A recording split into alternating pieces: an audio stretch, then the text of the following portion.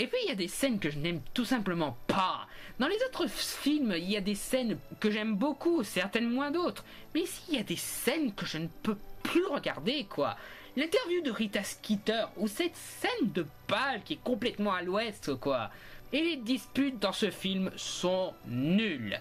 D'habitude, j'ai rien contre les disputes entre les personnages dans un film. Ça permet du développement et ça montre de la tension entre les personnages. Mais le problème de ces disputes, c'est qu'elles sont amenées que par une seule chose.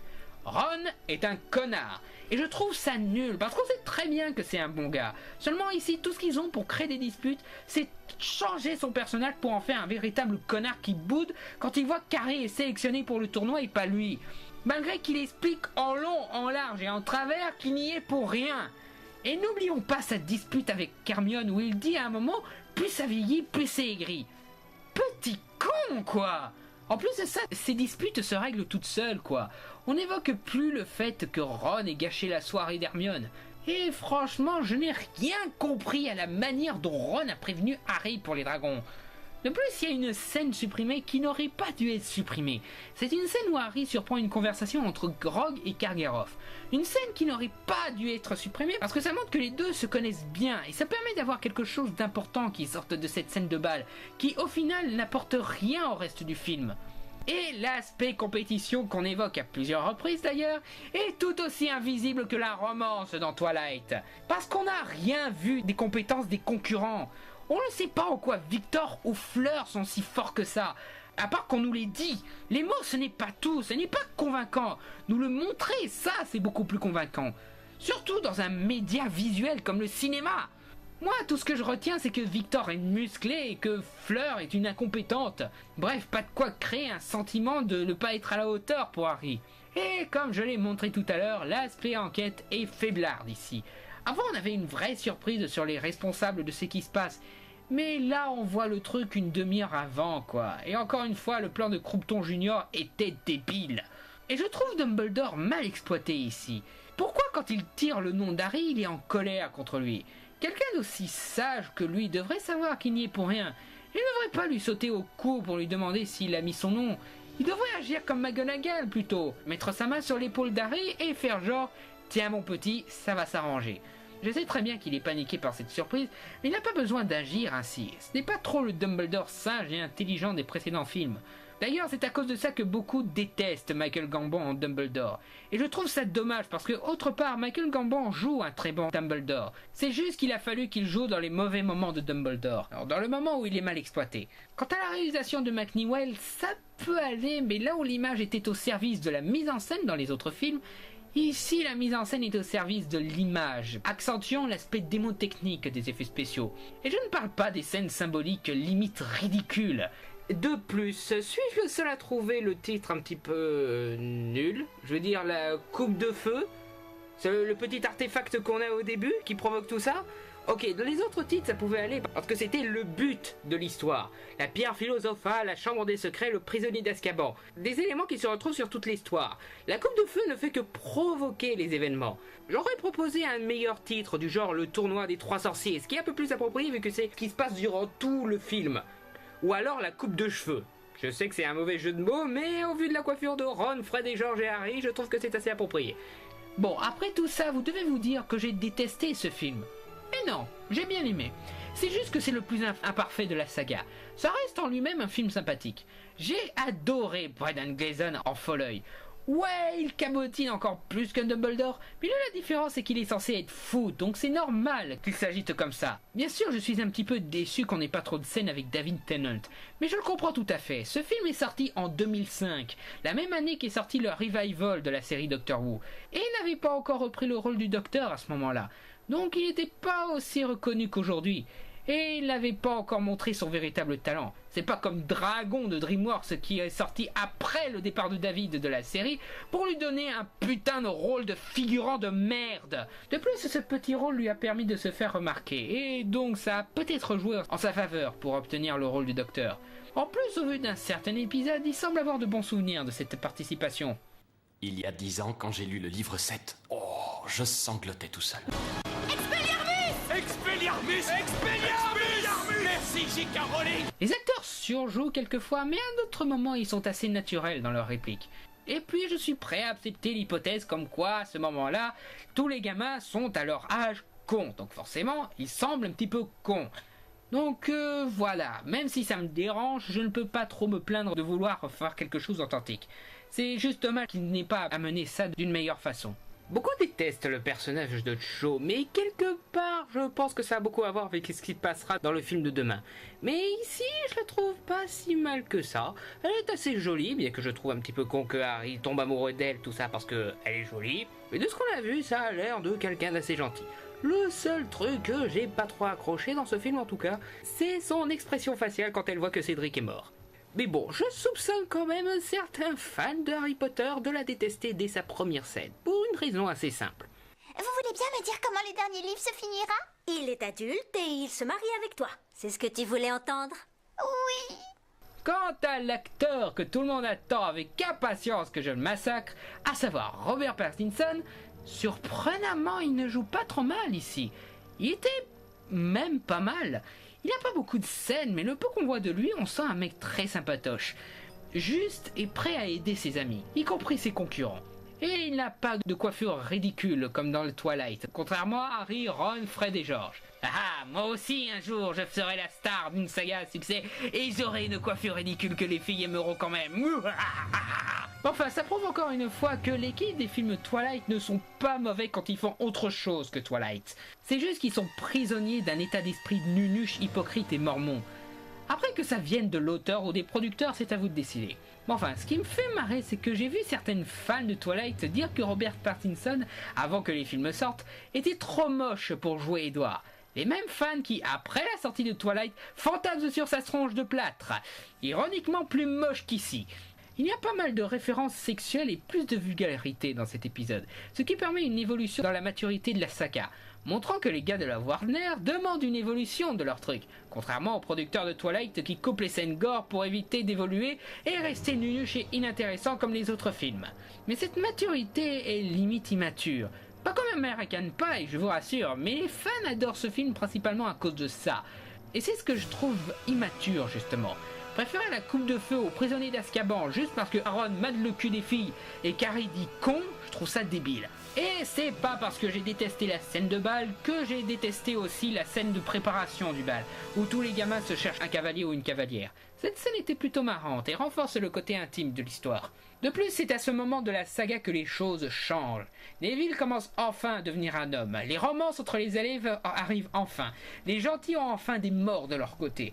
Même si là c'est que Cédric et qu'on s'en fiche un petit peu. Et le retour de Voldemort commence à lancer la bataille entre le bien et le mal qui se cachait jusque-là.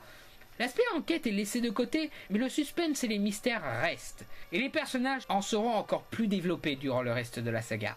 Le thème de ce film est censé être la compétition, mais comme je l'ai dit, c'est assez loupé sur ce point. Le vrai thème serait plutôt l'adolescence. Nos héros se découvrent des hormones, commencent à s'intéresser au sexe opposé, sont un petit peu cons comme je l'ai expliqué tout à l'heure, et deviennent facilement jaloux et se disputent. Ils deviennent donc plus impulsifs. Ce thème expliquerait aussi la raison pour laquelle on a les écoles d'Armstrong et Beauxbatons, parce que ces deux écoles sont composées uniquement de belles filles et de beaux garçons musclés, ce qui montre l'idéal du sexe opposé qu'ont pas mal d'adolescents à l'époque. De plus, le fait que Voldemort, la représentation de la peur d'Harry de mal tourner, prend forme physique ici, renforçant sa peur et le rendant plus actuel, vu que c'est à l'adolescence que ce genre de peur commence à réellement à obséder. La musique de Patrick Doyle est pas mal, même si on regrette un petit peu John Williams. Certains thèmes sont sympas, mais ce n'est pas les plus marquants.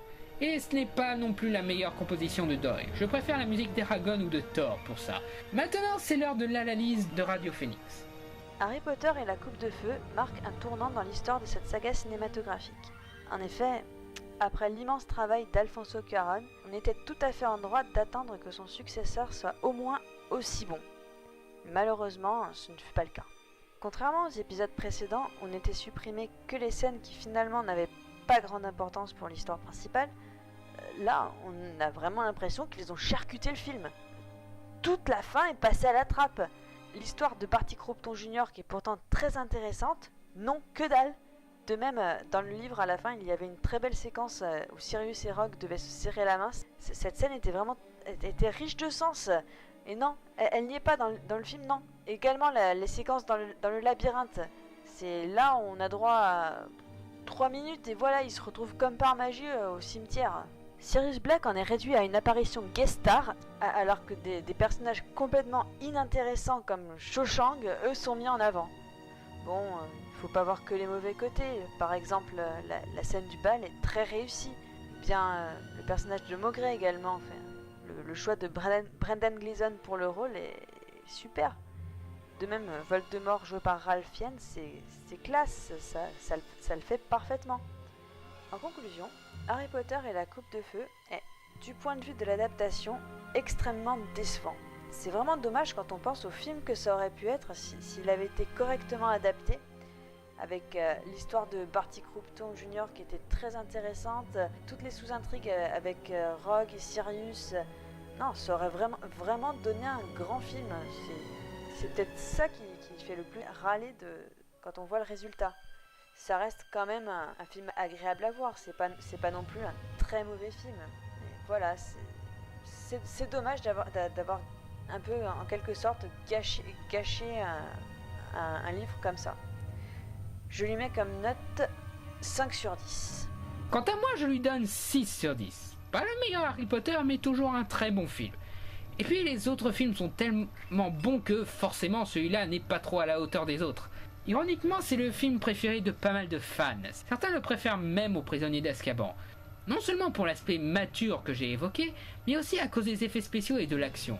C'est là qu'on voit les faux fans d'Harry Potter selon moi. Les faux fans d'Harry Potter, mais aussi quelque part de cinéma. Un vrai fan s'intéresserait aussi à l'ambiance, aux personnages, à la réalisation, au scénario. Il s'intéresserait pas juste au spectacle, et encore moins dans un Harry Potter. Préférer ce film aux autres, c'est comme préférer la menace fantôme à l'Empire contre-attaque. Si vous allez voir ce film juste pour les effets spéciaux et l'action, changez de saga, parce qu'elle n'est pas pour vous.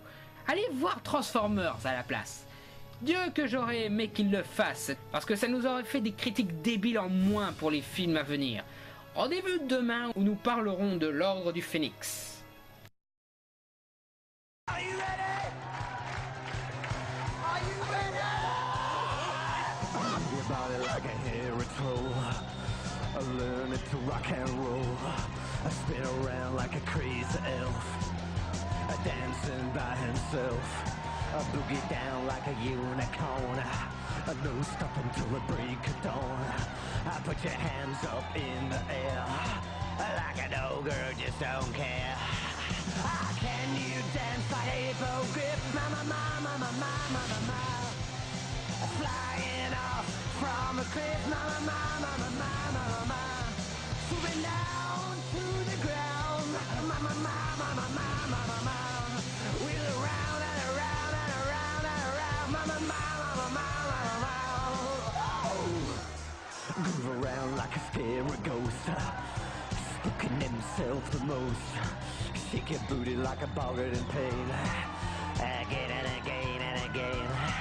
Get it on like an angry spectre, who's definitely out to get ya. Stamp your feet like a leprechaun. Get it on, get it on. Can you dance like a hippogriff? Mama, mama, mama, mama, mama.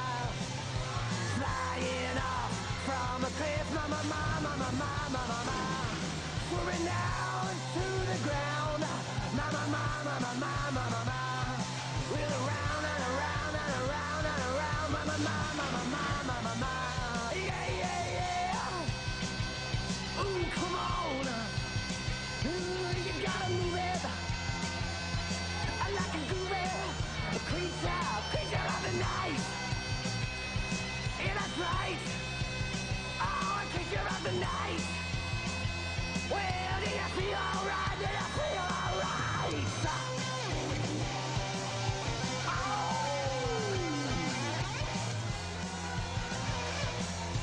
Yeah. Can you dance like a hippogriff? Mama, mama, mama, mama, mama. Flying off from a cliff. Mama, mama, mama, mama, mama. Swooping down to the ground. La maison de Godric Gryffondor inspire le respect dans le monde des sorciers depuis près de 10 siècles. Je ne saurais tolérer qu'en une seule soirée, vous salissiez ce nom en vous comportant comme une bande de babouins braillards et empotés. Crazy elf. Mais poussez-moi! dancing by himself.